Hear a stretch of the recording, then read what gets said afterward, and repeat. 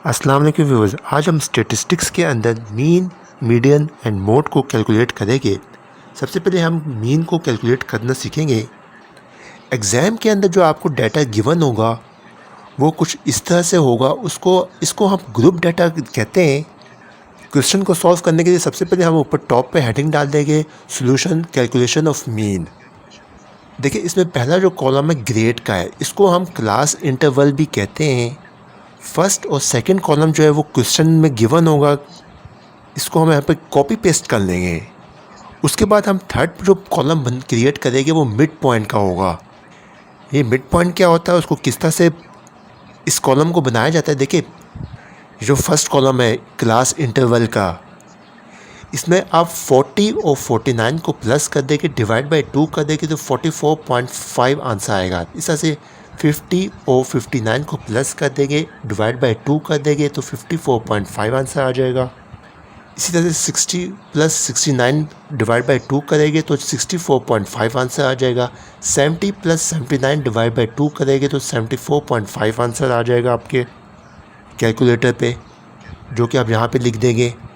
उसके बाद कैलकुलेटर में आप 80 प्लस 89 करेंगे, डिवाइड बाई उसको 2 करेंगे तो आपके पास ये आंसर आ जाएगा।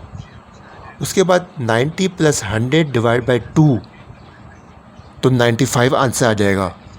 हमारे पास जो सेकंड कॉलम है ये फ्रीक्वेंसी कहलाती है। अब हम यहाँ पे एक और कॉलम ड्रॉ करेंगे और 3 को 44.5 से मल्टीप्लाई करेंगे तो 133.5 आंसर आ जाएगा। इसी तरह से 5 को 54.5 से मल्टीप्लाई करेंगे तो जनाब ये आंसर आ जाएगा आपके पास। इसी तरह से 6 को 64.5 से मल्टीप्लाई करेंगे तो 387 आंसर आ जाएगा। आपने ये सारा काम जो है कैलकुलेटर पे करना है। और स्टैटिस्टिक्स का पेपर इस तरह का होता है कि आपको प्रैक्टिस भी लाजमी चाहिए, उसकी प्रैक्टिस लाजमी करें। आप सिर्फ देखें नहीं, देखने से काम नहीं चलेगा, इसकी आपने प्रैक्टिस भी लाजमी करनी है।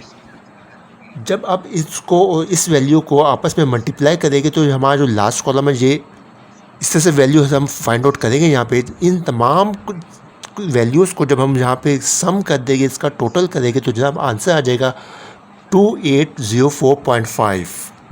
अब यही वैल्यूज़ जो है हम मीन के फार्मूले में पुट करेंगे। मीन का फार्मूला क्या होता है, चलिए अगली स्लाइड पे चलते हैं। मीन का फार्मूला क्या होता है, mean equal to sigma f m divide by sigma F.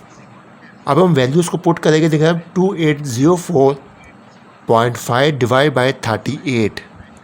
जब आप उसको कैलकुलेट करेंगे तो 73.8 आंसर आ जाएगा, यानी कि मीन का जो आंसर है 73.8 है।